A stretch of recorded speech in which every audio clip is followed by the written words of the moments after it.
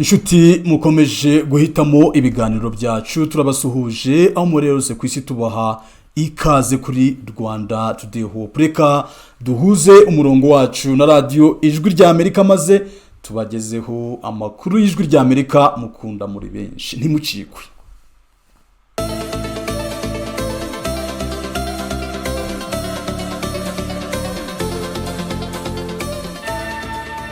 Tubashimire ko muzindutse murumviriza Ijwi rya Amerika.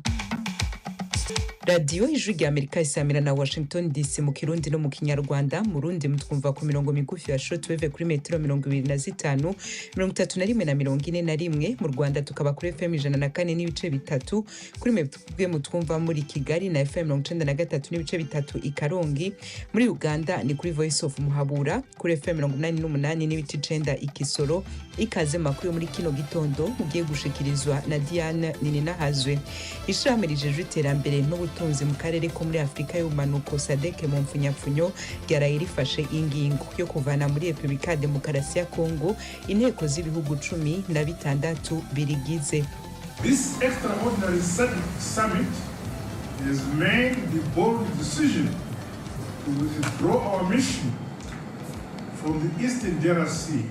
President wa Zimbabwe Emmerson Mnangagwa afise uburongozi bwa SADC aha muri make ariko asigura ko ingingo zafatiwe mu nama zibwirizwa kwihutisha gushirwa mu ngiro. Mwirya nino ku isi, President wa Amerika Donald Trump yaraye asubiye kuvuga ko yipfuza kwigarurira intara ya Greenland yegukira igihugu ca Denmark. Venezuela nayo yasubiye kwemera ingendo zabirukanywe na Amerika. Turabigaruka ko muri Canada Mark Carney aheruka kugenwa n'umugambwe wiwe uno musi arimikwa mu mabanga y'umushikiranganje wa mbere w'ico gihugu. Idonido yano makuru yose dushe ku masonga ni mukanya musangwa ikaze kandi mwakoze gucagura Ijwi rya Amerika mu yandi maradiyo yose.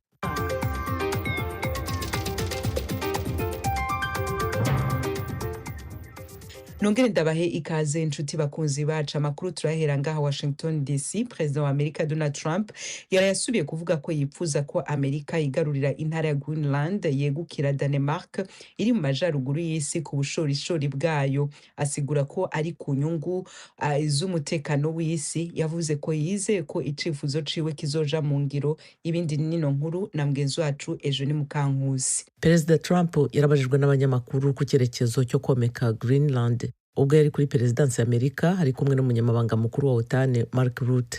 Trump yarabashubije ati ndatekereza ko bizashoboka. Yerekeje amaso kuri Rutte yongeyeho ko umuyobozi wa OTAN ashobora kugira uruhare runini muri iki gikorwa. Yakomeje agira ati Mark, urabizi turabikeneye kubw'umutekano mpuzamahanga. Dufite abantu benshi bazenguruka inkombe kandi tugomba kwitonda. Aha byagaragaraga ko yavugaga ku nyungu z'Ubushinwa n'Uburusiya zigenda ziyongera mu karere k'ikirwa cya Arctique. Gukangisha kwigarurira ikirwa cya Arctique kwa Trump byatumye isi ihanga amaso ku buryo butigeze bubaho, mu gihe mbere yari yavuze ko no gukoresha ingufu atabishyira ku ruhande ariko akabona Greenland. Ibyo Perezida wa Leta Zunze Ubumwe za Amerika yabivuze nyuma y'iminsi mike amatora ya Greenland abaye, yarimo imitwe yose ya politiki ndetse n'abaturage bayo 57,000 bashyigikiye ubwigenge. Cyakora ntibumvikana ku buryo inzira yakwihutishwa. Umuyobozi muri OTAN Rutte yavuze ko atazagira uruhare mu kibazo icyo ari cyo cyose cyerekeye kuba Greenland yaba igice cya Leta Zunze Ubumwe za Amerika. Agira ati sinshaka gukurura umuryango wa OTAN muri ibyo. Cyakora Rutte yongeyeho ati iyo bigeze ku majyaruguru mu bushorishori no muri Arctique uri mukuri kuzuye. Abashinwa ubu bakoresha izi nzira. Turabizi Abarusiya barimo gushaka intwaro.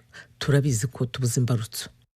Rutte yakomeje agira ati kuba rero ibihugu 7 hanze y'Uburusiya 7 by'akarere ka Arctique bikorera hamwe kuri iki kibazo birangajwe imbere na Amerika, ni ngombwa gukora ku buryo akarere icyo gice cy'isi kigumana umutekano. Eugene Mukankusi urakoze. Tukivuga ku vya Amerika, gouvernement yarungitse intumwa zayo i Moscow mu Burusiya mu biganiro n'abategetsi b'ico gihugu ku gahengwe ko guhagarika ingwano muri Ukraine mu kiringo c'imisi 30. Eugene turacari kumwe. Caroline Leavitt ushinzwe itangazamakuru muri Perezidansi ya Amerika kuri wa gatatu yavuze ko umujyanama w'umutekano mu gihugu Mike Waltz yavuganye na mugenzi we Uburusiya. Abayobozi ba Amerika bahuye mu ntangiriro z'iki cyumweru n'aba Ukraine muri Arabia Saudite aho berekanye umugambi wo guhagarika intambara. Perezida wa Ukraine Volodymyr Zelensky yishimiye ingufu za Amerika ubwo kuwa gatatu yavugaga ko Ukraine yiteguye guhagarika imirwano mu gihe cy'iminsi 30 nk'uko uruhande rwa Amerika rwabisabye. Perezida Zelensky yavuze ko guhagarika imirwano bishobora kwifashishwa mu gushyiraho amasezerano y'amahoro yagutse ku bijyanye n'intambara Uburusiya bwagabye kuri Ukraine mu kwezi kwa kabiri umwaka 2022. Ejo ni Mukankusi turagumana udutwara muri Venezuela aho leta yaraye isubiriye kwemera ingendo z'abimukira birukanwa kubera ko binjiye muri Amerika mu buryo bunyuranye n'amategeko. Umudiplomate mukuru wa Amerika yabitangaje mu nyandiko yashize ku rubuga rwe rwa X. Hari haheze ukwezi ibikorwa byo gutwara uwo muco w'abo bantu byarahagaze. Ejo ni uwo mudiplomate wa Amerika Richard Grenell mu nyandiko ye kuri X yakomeje avuga ko indege zongera gukora izo ngendo guhera kuri uyu wa gatanu. Minisiteri y'itumanaho ya Venezuela ntabwo yahise isubiza ubwo yari isabwe kugira icyo ibivugaho. Mu mpera z'ukwezi kwa mbere Grenell yasuye umurwa mukuru wa Venezuela Caracas nk'intumwa ya perezida wa Leta Zunze Ubumwe za Amerika Donald Trump abonana na perezida Nicolas Maduro, kandi mu byo baganiriye harimo gusubiza abimukira iwabo ku ngufu. Nyuma yaho gato itsinda ry'abanyamerika bari bafatiwe muri Venezuela bararekuwe maze ingendo z'indege zongera gutangira. Abanyavenezuela bagize igice kinini cy'abimukira binjiye muri Amerika mu myaka ya vuba. Benshi bahunze igihugu cyabo kubera ibibazo by'ubukungu bitabonerwa umuti n'akajagari muri politiki. Mu mpera z'icyumweru gishize perezida Maduro yerekanye ko ingendo zari ziteganyijwe zo gutwara abimukira bo muri Venezuela birukanywe zagizweho ingaruka n'icyemezo cy'ubuyobozi bwa perezida Trump cyo guhagarika uruhushya rukenewe rwatumaga isosiyete ya peteroli y'Amerika Chevron ikorera muri Venezuela. Guverinoma ya Amerika yavuze ko kuba nta cyagezweho mu bijyanye n'amavugurura areba amatora hakiyongeraho ibyo gucyura abimukira aribyo byatumye lisansi y'ubucuruzi kuri iyo sosiyete ihagarikwa. Guverinoma ya Venezuela nicyo yishingikirizagaho mu kwinjiza amafaranga akenewe cyane mu gihugu. Kano wayo ishamwe rijeje iterambere n'ubutunzi mu karere ko muri Afrika y'umanuko SADC mu mfunyapfunyo ryaraye rifashe ingingo yo guhagarika ubutumwa bw'ingabo zayo mu burasirazuba bwa Kongo. Ingingo yo gutahukana ingabo za SADC ziri muri Kongo yafatiwe mu nama idasanzwe yahuje abategetsi b'ibihugu bigize. Iyo nama yabereye ku buhinga bwa none yarimbuye ahanini ikibazo c'intambara zo mu burasirazuba bwa Kongo. Temistokle Mutijima atubwira ibindi kuri ino nkuru. Ni inama yitabiriwe n'abategetsi bahagarariye ibihugu 15 kuri 16 bihuriye mu muryango SADC. Igihugu cya Komore nicyo kitaserukiwe muri iyi nama. Ba Perezida Emmerson Mnangagwa wa Zimbabwe, Samia Suluhu Hassan wa Tanzania, Hakainde Hichilema wa Zambia, Duma Gideon Boka wa Botswana, Felix Antoine Tshisekedi wa Repubulika ya Demokarasi ya Kongo, Cyril Ramaphosa wa Afrika y'Epfo, Andry Rajoelina wa Madagascar, Daniel Francisco Chapo wa Mozambique na Nangolo Mbumba wa Namibia nibo bakuru b'ibihugu bitabiriye inama. Ni mu gihe ibihugu bya Lesotho, Eswatini, Malawi, ibirwa bya Maurice na Angola byo byaserukiwe n'abategetsi bo ku rwego rwa ba minisitiri, naho ibirwa bya Seychelles byo biserukirwa na ambasaderi w'iki gihugu muri Afrika y'Epfo Claude Moller. Umwanzuro wa 10 mwigera muri 19 yemejwe n'aba bategetsi ni ugaruka ku kurangiza ubutumwa bwa SADC muri Kongo Samidi Yarasi. Agaruka kuri uyu mwanzuro, Perezida Emmerson Mnangagwa uyoboye SADC yagize ati This extraordinary summit has made the bold iyi nama idasanzwe ya SADC ifashe umwanzuro ukomeye wo kuvana ubutumwa bwacu mu burasirazuba bwa Kongo. Tugomba kwihutisha ishyirwa mu ngiro ry'imyanzuro yafatiwe mu nama ihuriweho yahuje SADC na EAC. Iyo irimo guhuza ibiganiro byo kugarura amahoro bya Rwanda n'ibya Nairobi. Hakabamo kandi ko ibiganiro ariyo nzira nyamukuru izageza abaturage ba Kongo ku mahoro arambye. Mu gihe ubutumwa bwacu bwinjiye mu cyiciro cyo gucyurwa, turahamagarira ko hakomeza ubufatanye mu gufasha icyurwa mu ituze ry'abasirikare bacu bose n'ibikoresho byacu byose. Iyi nama kandi yanzuye ko umuryango wa SADC ugitsimbaraye ku bushake bwawo bwo gukemura amakimbirane mu burasirazuba bwa Kongo, bityo kuzakomeza gushyigikira imigambi igamije amahoro arambye n'umutekano muri iki gice cya Kongo hagendewe ku masezerano yo gutabarana y'ibihugu binyamuryango bya SADC yo mu 2003. Abakuru b'ibihugu binyamuryango bya SADC muri iyi nama bongeye gushimangira ko bazakomeza gushyigikira Repubulika ya Demokarasi ya Kongo mu kurengera ubwigenge, ubusugire, ubutavogerwa bw'imipaka yayo, amahoro n'umutekano birama ndetse n'iterambere ryayo. Bashimangiye kandi ko hakenewe igisubizo kivuye mu nzira za politiki na diplomasi kandi kigizwemo uruhare n'impande zose zirebwa n'iyi ntambara kugira ngo amahoro, umutekano n'ituze bigaruke mu burasirazuba bwa Kongo. Ingabo zari mu butumwa bw'umuryango SADC muri Repubulika ya Demokarasi ya Kongo (SAMIDRC) zoherejwe muri iki gihugu mu kwa 12 kwa 2023 byari mu rwego rwo gufasha leta ya Kongo nk'umunyamuryango wa SADC kugarukana amahoro n'umutekano mu ntambara ihanganyemo n'umutwe wa M23. Mu kwa mbere k'uyu mwaka igihugu cya Afurika y'Epfo cyatakarije abasirikare 14 muri iyi ntambara. Benshi muri aba bari aboherejwe muri ubu butumwa bwa SAMIDRC, ariko harimo na babiri bari mu butumwa bwo kubungabunga amahoro bwa Loni muri Kongo. Igihugu cya Malawi nacyo cyahatakarije abasirikare 3 bari mu butumwa bwa SADC muri Kongo. Abategetsi ntibatomora ingano y'abasirikare bose bari bagize SAMIDRC, barimo naboherejwe na Tanzania, ariko abenshi bari ab'Afurika y'Epfo babarirwa mu basirikare 1000. Umwanzuro wo gusoza ubutumwa bwa SADC muri Kongo uje mu gihe muri Afurika y'Epfo akamo k'abasaba ko ingabo z'iki gihugu zikiri muri Kongo zacyurwa gakomeza kwiyongera. Amakuru avuga ko izi ngabo zafungiwe mu kigo cyazo Igoma n'abarwanyi b'umutwe wa M23. Kuva mu kwa mbere k'uyu mwaka ku muvuduko udasanzwe, umutwe wa M23 ukomeje kwigarurira byinshi mu bice by'akarere k'uburasirazuba bwa Kongo gakize ku mabuye y'agaciro, birimo n'imijyi ya Goma na Bukavu, imirwa mikuru y'intara za Kivu ya ruguru n'Epfo. Iyi nama y'abakuru b'ibihugu bya SADC ibaye nyuma y'umunsi umwe igihugu cyangora nk'umuhuza gitangaje ko ibiganiro bigamije amahoro hagati ya leta ya Kongo n'inyeshyamba za M23 zivugwaho gufashwa n'u Rwanda bizatangira mu cyumweru gitaha. Ibiro bya Perezida wa Angola kuri uyu wa gatatu byari byatangaje ko ibiganiro hagati ya guverinoma ya Kongo n'inyeshyamba za M23 bizatangira ku wa gatatu w'icyumweru gitaha bikabera i Rwanda. Iri tangazo rya Perezidansi ya Angola ryaje rikurikira inama yari yahuje ba Perezida Joao Lourenço wa Angola na Perezida Felix Tshisekedi wa Kongo wari waranze kuganira na M23 nk'uko byasabwaga n'u Rwanda. Mu itangazo washyize ahagaragara kuri uyu wa kane, umutwe wa M23 wagaragaje ko wishimiye ibi biganiro by'imbonankubone na leta ya Kongo. Nyamara usaba itsinda ry'abahuza ko basaba Perezida Tshisekedi kugaragaza ubushake mu ruhame nta guca ku ruhande ko yemera kuganira nawo. M23 kandi yasabye umuhuza gutumira abarebwa n'ibi biganiro ku mugaragaro bakanamenyesha ibizagenderwaho, kuko kugeza ubu uwo mutwe uvuga ko utarabona ubutumire buhamagara mu biganiro uretse itangazo ryashyizwe ku ipaji ya Facebook ya Perezidansi ya Angola. Raporo y'impuguke za Loni ivuga ko u Rwanda rugifite abasirikare 4,000 mu burasirazuba bwa Kongo, aho bafasha M23 mu ntambara z'inyeshyamba zihanganyemo n'igisirikare cya leta ya Kongo FARDC nabo bafatanya. U Rwanda ariko ibyo rurabihakana. Temisocle Mutijima, urakoze. Tukivuga ku vya Kongo, abakora ubucuruzi bwambukirana imipaka mu Burundi cane cane abaherereye mu ntara z'u Burundi zihana imbibe na Kongo bahagaritse imirimo yabo kubera umutekano muke. Abavuganye n'abakunzi b'ijwi rya Amerika bemeje ko uruhombo vyabateye ruriko rugira ingaruka ku buzima bwabo no ku miryango yabo. Muravyumva muri no nkuru tushikirizwa na Thierry Ndayishimiye. Abadandaza bo mu ntara ya Cibitoke iri mu buraruko bushira uburengero bakora urudandazwa njabukambibe bavuga ko intambara zibera mu gihugu ca Repubulika iharanira intwaro rusange ya Kongo zatumye bagira gahombo kanini. Aba ni bamwe mu badandaza bo mu ntara ya Cibitoke.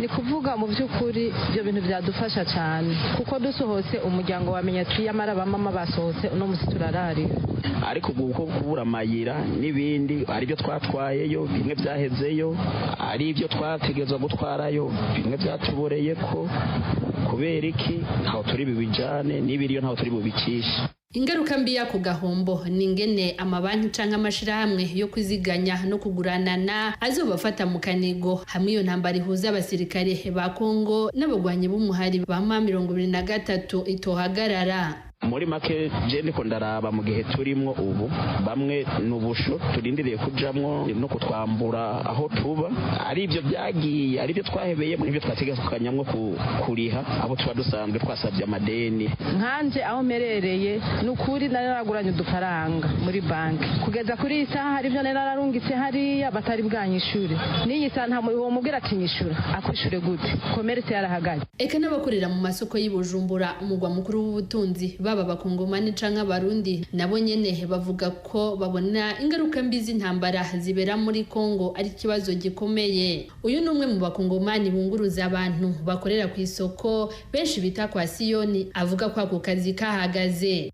urabona kera turiko turakora neza kubera ari activity gabo nambara yaje yagiye mu gihugu cyo muri Kongo umunsi yatanguye gushika ubu nta kazi vraiment akazi kose karafuwe n'abakiriya nta mahera turazinduka ngaha kuva 6h gushika 6h n'umukiriya w'umuturonga wapi akazi nako kagenda yose biri out ahangaha ushobora kuronga abantu babiri ubazana muri Kongo amahera yo kugura igitoro ukuriha versement nta kigenda uyinjira ama probleme n'umubosi w'imodoka n'igitoro ntacyo waronse urananiwe abashoferi bamwe ngaha bapanza muri quartier babura nk'amahera yo kuriha bisanzwe ubu n'akazi kiwabo akanyene kinshi yose ubu akazi nako bafise ntituzi ingene tusoba amabiro yasigara yari ha amataxe nayo mahera yingi no muri kumwe imodoka yara usanga yifiriye mu manzu imodoka zisigara mu mpamvu n'abadandariza muri iyo soko ngo nta baguzi baturuka muri Kongo baherutse kuva izo ntambara zitanguye muri ico gihugu kibanyi bavuga ko bari kubakura bahomba kuko abakongomani ari bo babagurira ku bwinshi bazanye amafaranga y'agaciro. Ati kacu kifashe nabi kubera nta bakiriya nta bantu bazi ikintu turonka nta kintu cye nkuko nabancuruza mu minsi heze nuko ncuruza ubu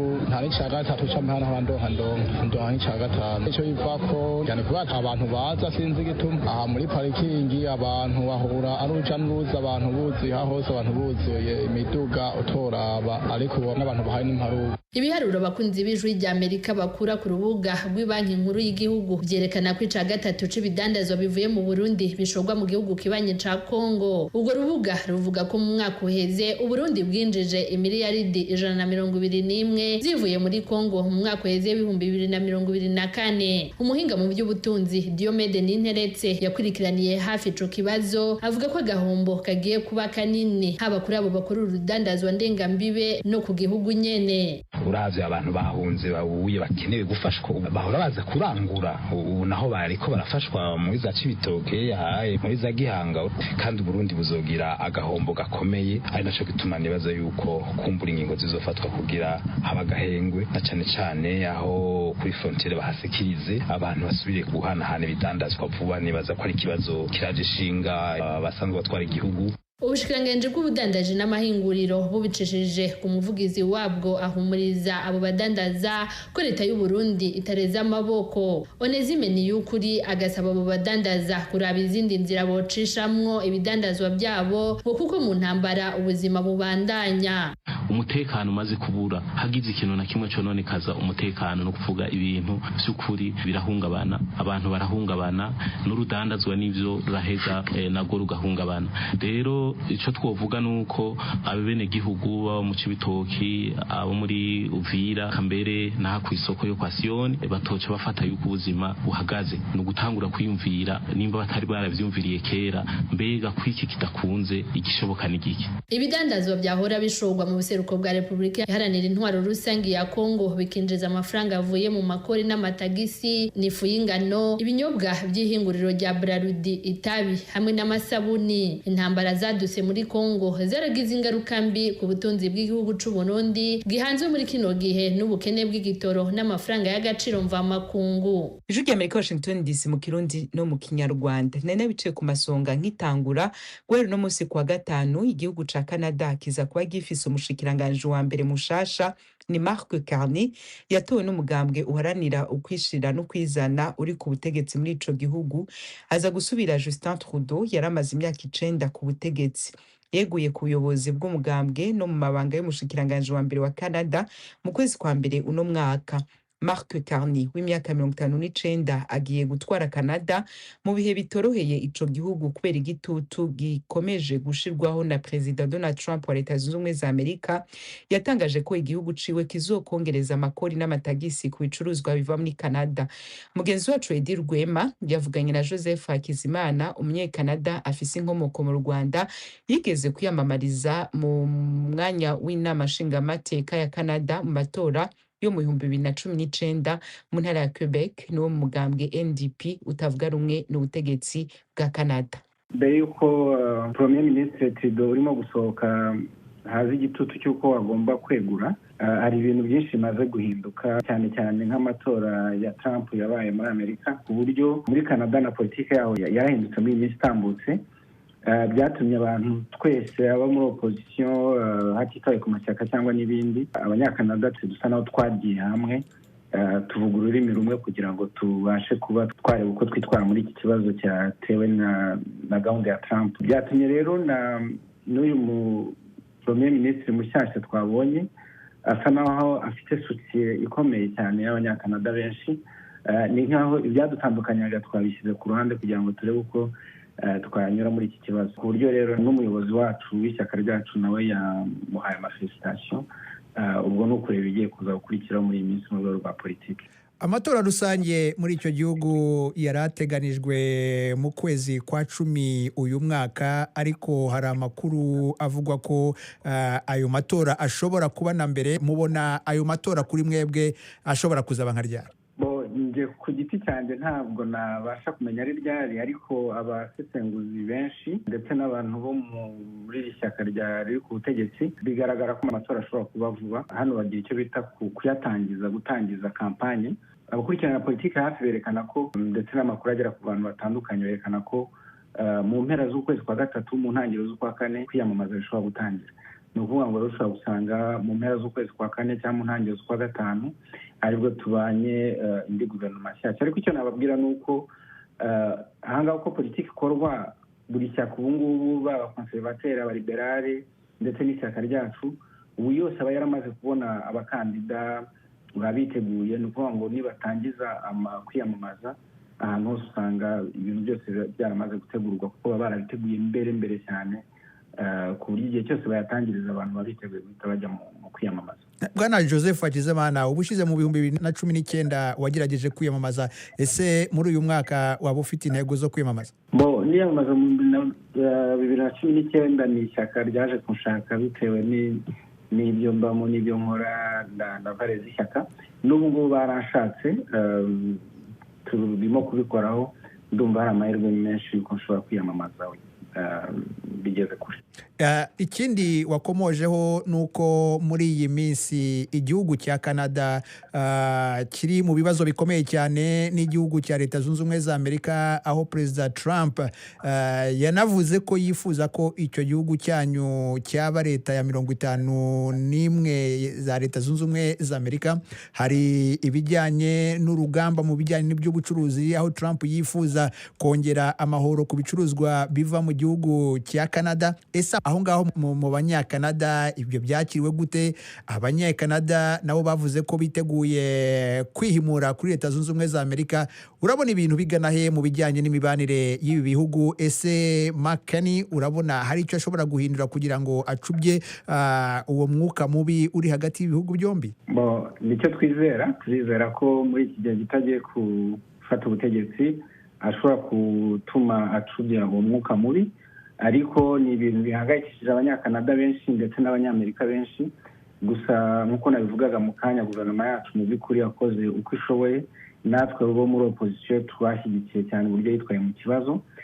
Ikibazo cy'ubutegetsi bushyashya buri muri Amerika buyobowe na Perezida Trump ni ikibazo kitoroheye isi. Bigaragara ko nyine byahungabanyije ntabwo ari Canada gusa, hari Mexique, hari ibihugu bya OTAN n'ibindi. Ubona ko nta muntu uzi aho amaherezo yabyo, ariko buri gihugu kimwe n'umuntu agomba kwitegura ikibi gishoboka hose. Ni ukuvuga ukitegura uvuga uti ibintu bigenze nabi kurusha uko nabitekerezaga nabyitwaramo gute. Nibyo rero Canada iri gukora na zo mezire zishobora kugira ingaruka zikomeye cyane ku banyamerika. Gusa turizera ko uyu mugabo mushyashya Macron ntabwo ari umunyapolitiki, ariko ni umuntu ufite quand même reputation nziza, amateka meza. Turatekereza ko dukurikije uko tubona Trump n'ibindi ashobora kugira ikintu astabiliza muri iyi minsi. Ariko umuntu nyine uyobora iki gihugu cya Amerika ntabwo ari umuntu ushobora kumenya ngo wamwitegura gutyo, kuko ahinduka umunota ku wundi. Turi kwitegura, abanyakanada turakomeye. Twatangiye no mu ngo zacu gutangira kureba uko tubyitwaramo buhoro buhoro, kandi turizera ko bizarangira neza. Joseph Hakizimana, umunyakanada ufite inkomoko mu Rwanda, ukaba warigeze no kwiyamamariza umwanya mu nteko ishinga amategeko ya Canada mu ntara ya Quebec. Ndagushimiye cyane kubw'akanya uhaye Ijwi ry'Amerika kugira ngo tuganire. Turabashimiye namwe, bwana Edi, mukomere cyane.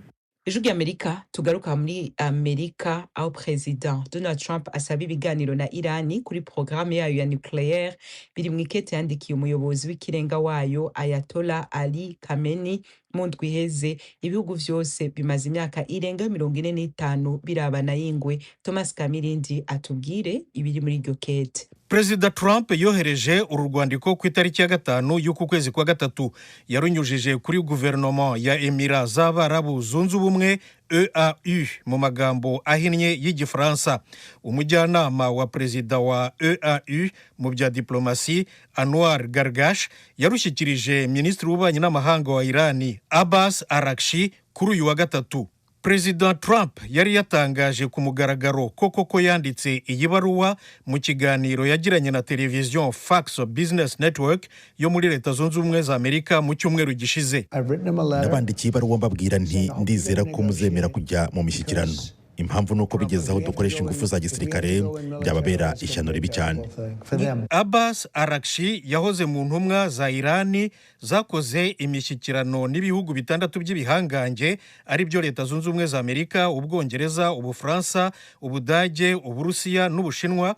Imishyikirano yavuyemo amasezerano yo mu bihumbi 2015. Mu bihumbi 2018 President Trump ubwo yari muri manda ye ya mbere yakuye Amerika muri aya masezerano. Biri mu byateye Ayatollah Khamenei gutangaza ko adashobora kwizera Amerika. Bityo mu kiganiro yari yagiye guha abanyeshuri ba kaminuza y'i Teherani kuri uyu wa gatatu, yateye utwatsi icyifuzo cya President Trump cyo gusubira mu mishyikirano mishya. None se ko tuzi ko batubahiriza amasezerano, imishyikirano imaze iki? Kuyisaba ni ukuyobya uburari gusa. Irani ntiyiteguye gushyikirana. Perezida wa Leta Zunze Ubumwe za Amerika yandikiye umukuru w'ikirenga wa Irani mu gihe yategetse ko Amerika ishyira kuri Irani igitutu gikomeye mu rwego rwo hejuru.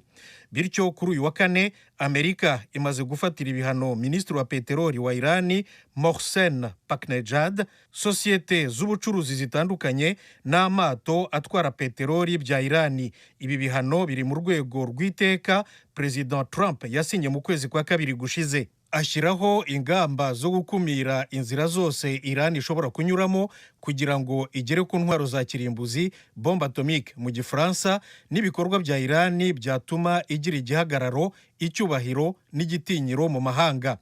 Iri teka ritegeka minisitiri w'imari gushyira ibihano biremereye cyane kuri Irani na minisitiri w'ubutabera gukora nketi ku bantu cyangwa amatsinda y'abantu bakoreshwa na Irani muri Leta Zunze Ubumwe za Amerika imbere no kubashyikiriza ubutabera. Muri iri teka President Trump yanzura agira ati sinshobora kwihanganira ko Irani itunga intwaro za kirimbuzi. Ntituzemera kandi ko ikomeza guha imari iterabwoba, by'umwihariko iterabwoba ku nyungu za Leta Zunze Ubumwe. Leta Zunze Ubumwe za Amerika yacanye umubano ushingiye kuri za ambasade na Irani kuva mu 1979. Byaturutse ku gitero abanyeshuri ba kaminuza zo muri Teherani bari abayoboke b'ingoma y'aba Ayatollah bari bamaze guhirika umwami w'abami Mohammed Reza Pahlavi bagabye kuri ambasade ya Amerika, barayigarurira, bafata bugwate abadiplomate bose b'abanyamerika, babamaranye iminsi 444. Usibye guca umubano, hariho n'igihe ingabo z'ibihugu byombi zikozanyaho. Urugero, mu kwezi kwa 10 1983 ibisasu bya kabutindi byaturikiye mu bigo bya gisirikare byari bicumbikiye ingabo z'amahoro za Amerika i Beirut muri Libani, bihitana abasirikare 241 b'abanyamerika. Nyuma yaho gato ibindi byaturikiye ku kigo cy'abafaransa byica abasirikare 58 b'abafaransa aho nyine i Beirut muri Libani. Leta Zunze Ubumwe za Amerika n'Ubufaransa batangaje ko ari Irani yari inyuma y'ibi bitero byombi. Mu kwezi kwa kane 1988 Amerika na Irani barwanye icyiswe intambara y'amato atwara peteroli mu kigobe cya Hormuz no mu kigobe cy'Abapersi. Naho mu kwezi kwa karindwi 1988 ubwato bw'intambara bw'abanyamerika bwahanuye indege ya gisivili ya Irani yari irimo yerekeza i Dubai, yari irimo abantu 290, bose barapfuye. mu myaka yakurikiyeho kandi leta zunze ubumwe za amerika yashyize ibihano biremereye kuri irani muri iyi manda ye ya kabiri. nk'uko abivuga, perezida Trump arashaka imishyikirano ariko adashyize ku ruhande n'igitekerezo cyo kuba yakoresha ingufu za gisirikare bibaye ngombwa. ijwi ry'amerika no ngaha duce dusozera amakuru yacu ya mbere ya kino gitondo. dushimira abagize uruhara bose ngo ategurwe yongere abashikire. kuri mikoro mari kumwe na Diane Ninahazi.